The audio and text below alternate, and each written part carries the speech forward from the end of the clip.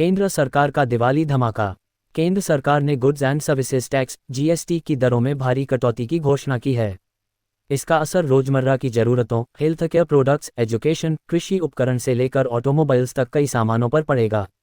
ये बदलाव next generation GST reforms का हिस्सा हैं। इसमें अब केवल 2 स्लैब 5% और 18% होंगे।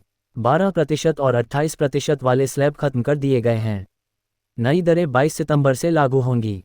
सरकार का कहना है कि यह कदम आम लोगों और कारोबारों के लिए ऐतिहासिक दिवाली तोहफा है, जिसका मकसद जीवनयापन को सस्ता बनाना और आर्थिक गतिविधियों को बढ़ावा देना है। रोजमर्रा की चीज़ों पर बड़ी बचत। घर गृहस्थी से जुड़े कई उत्पादों पर जीएसटी घटाकर सिर्फ 5% कर दिया गया है। Hair oil, shampoo, toothpaste, toilet soap, shaving cream और टूथब्रश पर अब 18% के बजाय 5% जीएसटी लगेगा। बटर, घी, चीज़, डेयरी स्प्रेड, पैकेज्ड नमकीन, मिक्सचर और बर्तन पर टैक्स 12% से घटाकर 5% किया गया है। वहीं फीडिंग बॉटल, क्लिनिकल डायपर्स और सिलाई मशीनें भी अब निचले स्लैब में आ गई हैं। हेल्थ केयर सेक्टर को राहत। हेल्थ सेक्टर में भी बड़े फायदे दिए गए हैं। हेल्थ और लाइफ इंश्योरेंस प्रीमियम पर लगने वाला 18% जीएसटी अब पूरी तरह हटा दिया गया है। Medical grade oxygen, diagnostic kit, glucometer, test strips और करेक्टिव स्पेक्टिकल्स पर सिर्फ 5% जीएसटी लगेगा। थर्मामीटर पर टैक्स 12% से घटाकर 5% कर दिया गया है। पार्ट्स पर जीएसटी 18% से घटाकर 5% कर दिया गया है।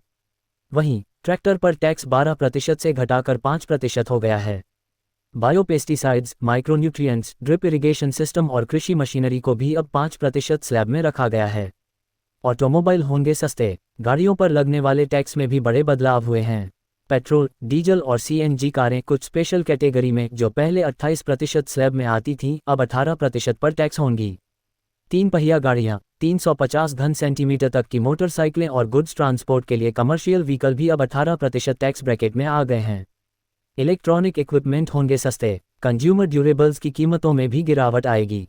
एयर कंडीशनर, 32 इंच से बड़े टीवी, लेड और एलसीडी सहित मॉनिटर, प्रोजेक्टर और डिशवॉशर पर जीएसटी को 28% से घटाकर 18% कर दिया गया है। Process reforms. रेट कटौती के साथ साथ सरकार ने प्रक्रियागत सुधार भी किए हैं।